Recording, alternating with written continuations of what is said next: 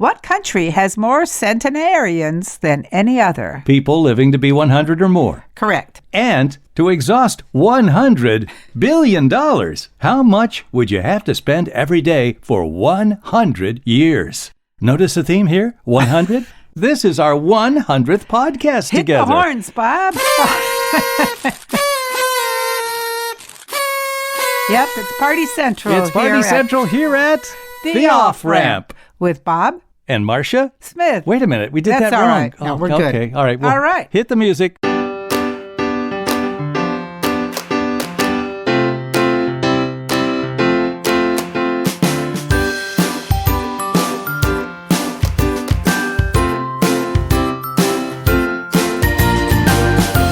Welcome to the Off-Ramp, a chance to slow down, steer clear of crazy, take a side road to sanity, and toot your horn. Toot your horn. Yes. All right, enough of that for a while. That's fun, though, isn't it? It is, yeah. So it was 2 years ago this month that we started our podcast during COVID, during the lockdown. During the lockdown, thinking, in the beginning. well, this would be fun to do something, that's creative and positive for the Cedarbrook Public Library. Correct. It's grown a lot. So toot the horn again. Okay. All right. So on that theme of 100, we have a number of questions today. I just have one. What country has more centenarians than any other? And centenarians are? People who live to be 100 and over. Okay. Seems to me that the centenarians were either in countries like China or they were in a lot of the Nordic countries, people like Scandinavian countries for some reason. That's correct. I'm going to say Denmark or Norway or something like that. Yes. Well, absolutely not. Oh. I would have said Japan myself, but that's number 2. The number 1 is the USA. Oh, really? Yeah. 97,000 of them, 100 and older. It's the highest absolute number in the world. Japan has 79,000. And the United Nations reports that life expectancies in developed and developing countries is increasing and will rise this year to 573,000 people. Wow. So over 500,000 people this year are going to be 100 and over. But in the United States, 97,000. So there are almost 100,000 100-year-old people. Oh, brilliant, Bob. 100, the perfect number. Yes. There are 100 years in a century. On the Celsius scale, 100 degrees is the boiling temperature of water. How many people are in the U.S. Senate? 100. 100 senators. There are 100 yards in an American football field. Correct. 100 is the perfect square number, and its square root is 10. And 100 is the basic of percentages. So 100 is a very big number in our culture. So to exhaust $100 billion. 100 billion. Just pretend you're Mr. Buffett or Mr. Bezos or Mr. Musk. Let's say you have $100 billion, Marcia. Show off. Okay. How much would you have to spend every day for 100 years to get rid of it? $1 million a day? No, 3 times that amount. $3 million a day? You'd have to spend $3 million every day for 100 years to exhaust $100 billion. I think I'd run out of ideas. Isn't that amazing? Once I get the shoes I wanted, I don't know.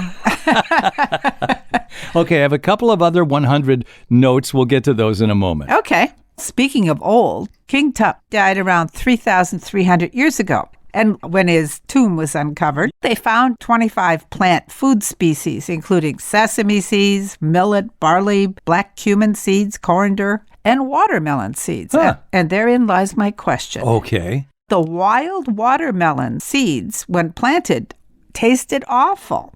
So what do scientists and researchers think was the main purpose for ancient Egyptians for watermelons? It wasn't to eat them? They tasted terrible. They tasted terrible. So medicinal use?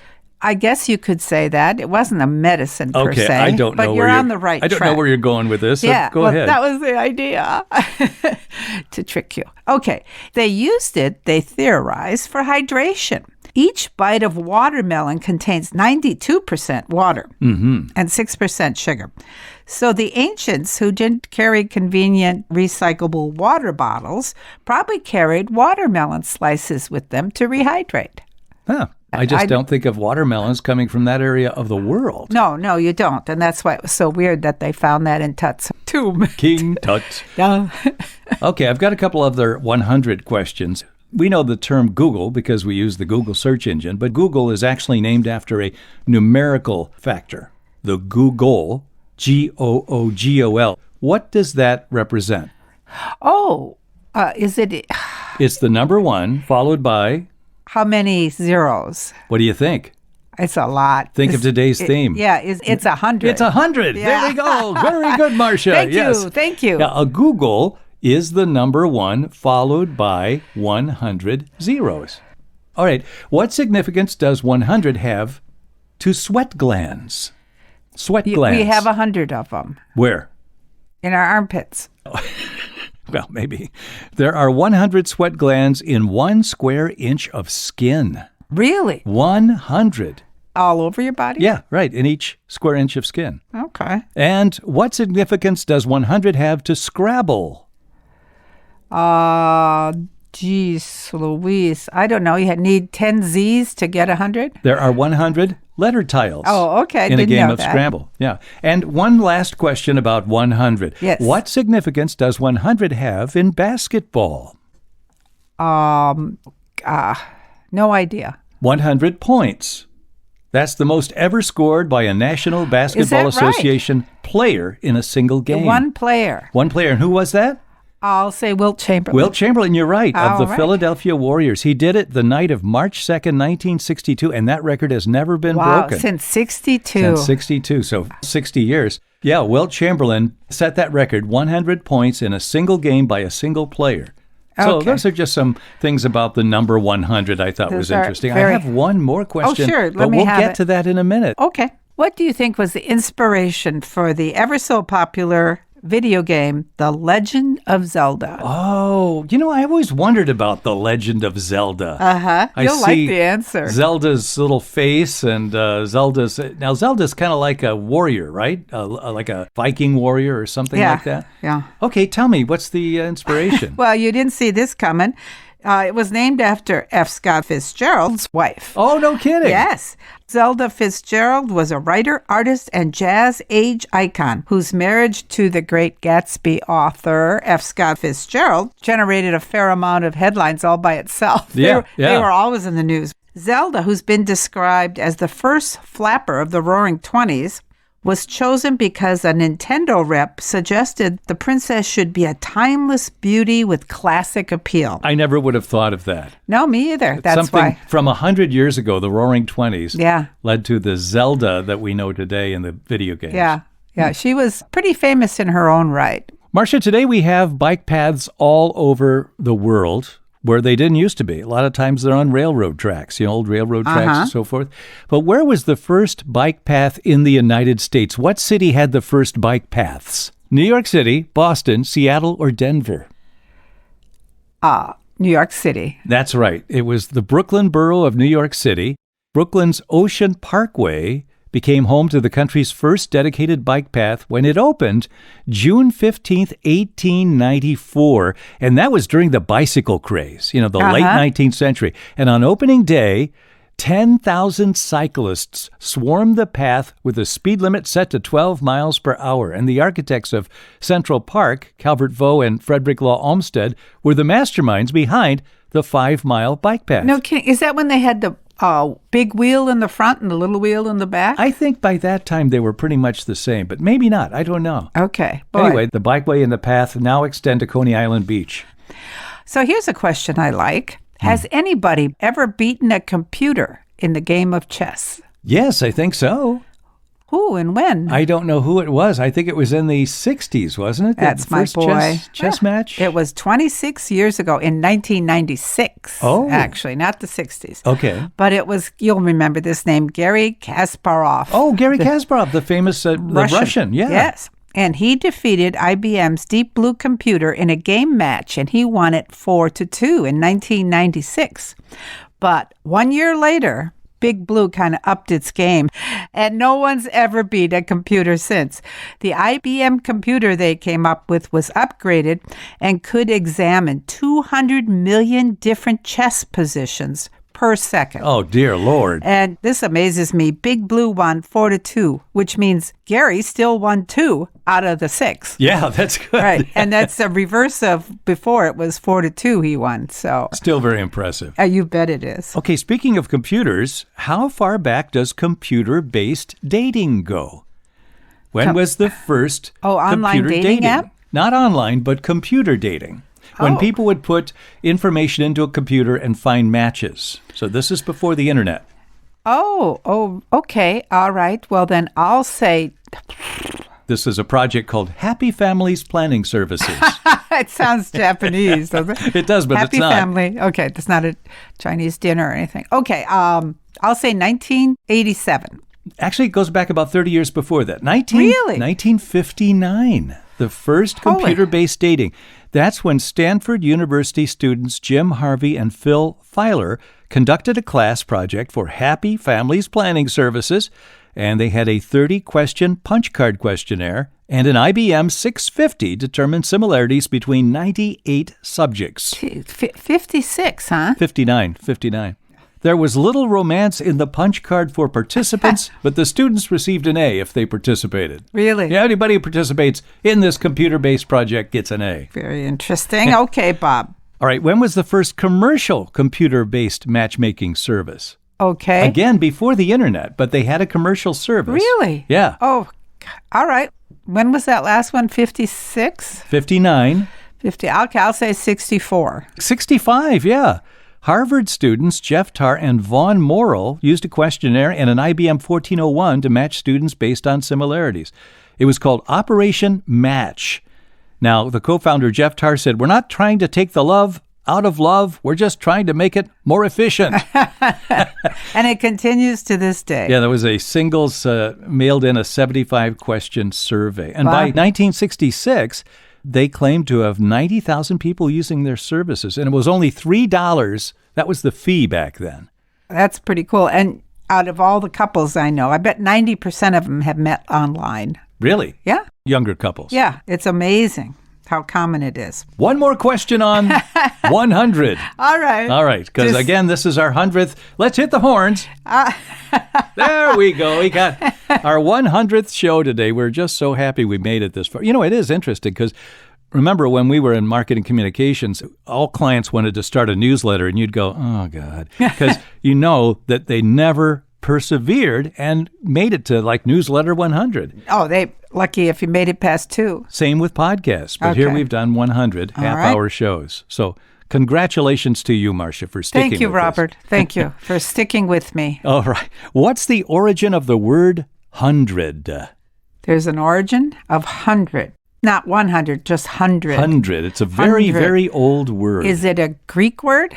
No, it's Anglo-Saxon. Okay, so tell me. The interesting thing about the word hundred is it's 2 words together. Hund, H-U-N-D, red, R-E-D. Hund means the numerals 100. That dates back to 893. Okay. So if Hund means the numbers 100, what does the second half of the word red mean? I don't know. Red comes from an old Germanic root meaning reckoning, accounting, or number. So the 2 words together, Hund, red, literally means a count of 100, or a count of 100. Fascinating. Well, so Hund and red as a compound word came in the 10th century. So that's how far it goes. And that spelling, H-U-N-D-R-E-D, has remained unchanged for over 1,000 years. Okay, hit the horns. All right.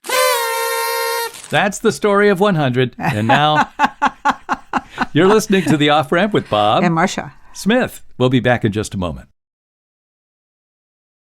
Okay, we're back. Okay, Bob. How many years does it take for light from the center of the Milky Way to reach Earth? All right, so we are in the Milky Way. We're in the Milky Way galaxy, our solar system. It's huge, apparently. Very huge. So does it take more than 1 light year to reach Or us? 100 light years. 100? Does it 100? In our theme? No. No, it's not. Okay. It takes nearly 25,000 years to reach our planet. Wow. Can you believe that? That means the light we see from the center of the Milky Way dates back to when we humans were still in the Stone Age. That's just fascinating. almost as fascinating as my 100-year questions. Oh, now you're just being mean. It is amazing the size and the scope of this. And then you realize all these science fantasy films where we're going to another galaxy. Well, that would take 22,000 years. And when at the speed of light. Yeah. When you look at celestial bodies, we're actually looking back in time. The sun we see is about 8.3 minutes old when the light hits us. Yeah. And the North Star, when we see the light from the North Star, Polaris, it's 320 years old. That's why they always say that these big telescopes that they put up in the sky, like the Hubble and the new one is the Webb, basically they are looking back in time. Everything you see is like a time machine. Yeah, but I can't believe when you look up at the North Star Polaris that it's 320 years old light we're seeing. Yeah, so is it still there is the question. 320, what you're seeing is 320 years old. That's right. All right, Marcia, about 2 years ago, as we said, we started this podcast. That was a time when everything was shutting down. How far have we come in terms of recovery? What's the percentage of office workers in Manhattan that are back in the office 5 days a week? Wow, what percentage? I'll say 57%. 57%. Yeah. 57% of the office workers in New York City are back to work. No, believe it or not, it's only 8%. Oh, my God. Yeah, this is just in. This is a recent survey. The long-awaited return to the office is not going quite as planned for many companies. 8%. In Manhattan, just 8% of office workers are back 5 days a week. 28% are still fully remote, and then the rest are partially remote. Wow. Now, the real estate industry has the highest daily attendance, 82%. They're getting those people in. We got to sell these properties, right? Stuff, While financial services firms, they have the lowest, 40% of the major industries. Who's that? Financial services. Oh, okay.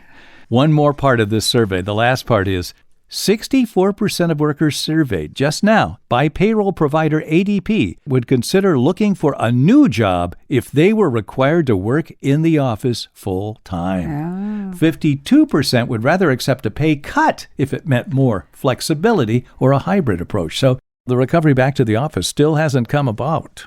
Okay, Bob. What is the Hal David Starlight Award? Hal David. Burt Bacharach and Hal David? Yeah, that's the one. So Burt Bacharach, I think, wrote the music, and Hal must have been the lyricist? Correct. Okay, so then it must be an award for songwriting. Good deduction, Bob. All right. The Songwriters Hall of Fame.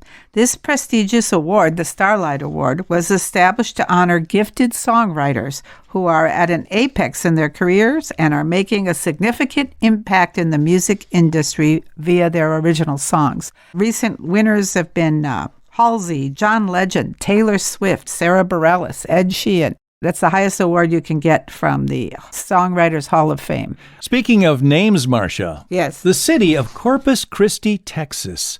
What is it named for? A, the body of Christ. B, an explorer's ship.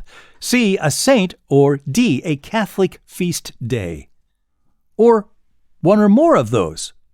Or a hot dog festival. Yeah. I'll the say Corpus Christi Hot Dog Festival. I'll say the first one. The body of Christ. Yeah. It's actually the body of Christ and a Catholic feast day. Okay. In the early 16th century, there was a Spanish explorer, Alonso Alvarez de Pineda, who is responsible for naming it. And the reasoning is simple. He arrived there on the Catholic feast day of the same name. Okay. So that's where it comes from. All right, Bob. Here's one for Little Bob. Little Bobby, what famous TV cowboy had a horse named Razor? Razor? Yeah. Well, that wasn't Roy Rogers because his was Trigger. Trigger. And it wasn't... Razor. So somebody who had a knife. You watched this cowboy. I did. Yes, you did. Not Gene Autry. Nope. Not Hopalong Cassidy. Nope. I watched this cowboy. Is it John Wayne? Nope. TV cowboy. Yeah. I'm thinking of Pancho and Cisco. Yeah, no. Okay, who is it? This guy carried a rifle, not a gun. Okay, who was it? Lucas McCain, the rifleman. I didn't know then his horse was named Razor. And that's why I asked you. Of course. Of course, that's why you had to ask. Here's one that I'll be curious. I'll bet you know this one. Okay. Mick Jagger, Keith Richard, William Wyman, Charlie Watts, and who else comprised the original Rolling Stones? Brian something. Very good. He died in a swimming pool. What was his name? You got the first part. Jones. Brian Jones. Yes, Brian Jones. The original Rolling Stones. Yes. Okay. All right, I have a question for you. This goes back to the 1930s, okay? And this is something somebody should try again, because I'm sure there's a need for it. How did American Airlines, a president for American Airlines in the 1930s, encourage his company's managers to take customer luggage mix-ups more seriously? How? I don't know. It's a novel trick. I love when people do things like this. Lamont Kohu, who was the president of American Airlines, he'd been plagued with complaints of lost luggage. So he summoned his station managers from throughout the country to a meeting. He arranged to have their baggage lost in transit. Yeah, that's great. And it worked. Oh, that's lovely. Years later, he told the New York Times, "We had a lot more efficiency after that." Yeah, that's brilliant. You need to make problems relatable. If it happens to you, it's personal. Yes. Okay, Bob. What kind of people have more zinc and copper in their hair? People who live in coal mines. Well, what is it? Intelligence. Oh. People with more zinc and copper in their hair. Have you smelled my hair lately? No. Oh, dear. All right. I'm going to ask you a heavy question. Which is heavier, hot water or cold water? Hot water or cold water? For some reason, I would think cold water would be heavier than hot water. It's because you can turn it into ice and all that. I don't know. No. Is it true? No. Well, what's the answer? Hot water is heavier. That's because there's more space between molecules in hot water, so it's less dense than an equal amount of cold water. Wow. Okay. So How's that? it's the concentration of the molecules. That's correct. Okay. All right. We did a couple president questions a week or so ago, and I got a couple more here for you, okay? Okay. What birth distinction do 15 U.S. presidents have in common, including Joe Biden? Their birth order? Yes. Okay, then they were first. They were firstborn. Okay. Yeah, 15 U.S. presidents were firstborn. 7 presidents were the youngest in their families, and 23 were in the middle of their families. I thought that was interesting. What president fathered the most children? I'll say. One of his grandsons just died. Oh, yeah, that was amazing. Yeah. It was Roosevelt. No. Teddy, no? No. John Tyler. He's the 10th president. He fathered the most children, 15, and they were spaced so far apart that grandchildren were still living in the 2010s and 20s. It's amazing, isn't it? Yeah. Okay. Okay. All right. Bob McSmarty Pants, here's a little geography question. In addition to Florida, Bob, name 5 states with panhandles. Dun, dun, 5 dun, states dun, with panhandles. Yeah. That's a good one. Yeah. All right, so you got the Florida panhandle. You got the Oklahoma panhandle. And then I'm like, where are the other panhandles? Wait a minute. It's does Idaho have a panhandle? It's got kind of a long, thin. All right, let me see. Let me think. No, that's not working today. Tell me the parts of the country where they are. That make this interesting.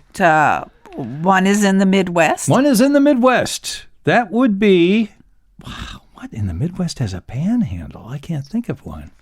Well, okay. Maybe I live there. Michigan? Yes. Michigan has a panhandle? Yes. Upper Peninsula. I never called it a panhandle either. So the Upper Peninsula is considered a panhandle of Michigan. Indeed it is. And it doesn't connect to the lower part. How can it be a panhandle? I mean, they're separated by 5 miles of water there. This is wrong. All right, what are the others? Alaska, Texas. Texas panhandle. That's right, there Bob. is a Texas panhandle. And West Virginia. That's right, West Virginia does has have that little panhandle. All right, well, those are good. That's 6 panhandles in the United States in the way the geography lays out. Well, that's good. I never thought of that. Now it's time to go to the maps. Let's go to the maps. We can't show those on the podcast. I'm sorry. Let's bring down the big roll map. Okay, let's see. Bring down the wall map, Bob. Yeah, have that sound effect coming down. Those big wall maps they had. In high school, they were hanging over that's right. They were and they'd bring them over the blackboard. I love those. They were like on oilcloth, and That's right. I just loved it. The graphics on those were very rich, as I recall. And they were very old. I think they were all old. They're like from the 1920s or something. Isn't that weird? I remember the books and everything seemed like they were very old, didn't they? Yeah, we weren't in high school in No. Well, we were in grade school, and that's when I remember all the yellowed looking stuff that would Yeah, come down. yeah. And those little, the books they gave us had these weird little illustrations with hardly any color in them, you know? It was like an ancient time. It was. Then they updated everything. Yeah. And My Weekly Reader and all that stuff came out. I love the Weekly Reader. I love the Weekly Reader too, but you know, my big memory of My Weekly Reader was the Sputnik issue. Yes. About the Russians launching this thing in space called Sputnik, which of course scared the bejesus out of everybody. Yeah, we all thought we're going to die. There was no way you could avoid it. It was brought right to your My Weekly Reader. Here it is. It's beeping up there. Beep, beep, beep. What's it doing? And who was the first cosmonaut in the air? Yuri Gagarin. See, we never forget that. Yeah. Isn't that amazing? Yes. We were so young when that happened and we remember his name. It was a big deal. Yeah. Moving on. Toot toot. Okay, name the first U.S. president to receive a Secret Service code name. He was called the General, but he wasn't. It wasn't Eisenhower, huh? No, he wasn't. Was it before him? Just before him. Just before that would be Truman. Harry Truman, 1945. Yeah, his code name was the General, and that was the first president to get one. They all have code names by the Secret Service. Yeah. And then finally this. What U.S. presidents have visited the most nations? They were recent presidents in the recent past, in the last 30 years. Okay, I'll say Bush. One of the Bushes. The senior. Yeah, the senior Bush. He traveled a lot. Bill Clinton and George W. Bush were the most traveled presidents. They visited 74 countries each while president. Wow. That's a lot of travel. That's 74 countries. 74. Didn't know that. Not 100, though. Did I mention this is our 100th podcast? I think you did. You want to give a little toot here? It's our 100th podcast, people. We're so fortunate. We really do feel proud of that. We persevered. That's, that's a lot. Okay. Here's a quote from Shirley Chisholm. She was the first African-American woman in the Congress in 1968, and she was also the first black woman to seek the nomination of president. She said, quote, "If they don't give you a seat at the table, bring a folding chair." That's a good one. I love that. Be prepared. Yeah. You just find yourself to the table. Uh-huh. Get to the corner there. That's my kind of thinking. I like that. That's a great quote. All right. Well, we hope you've enjoyed our half hour here, and we want you to come back next time when we bring you more fun trivia. I'm Bob Smith. I'm Marcia Smith. Thank you for listening to us today on our 100th episode of The Off-Ramp.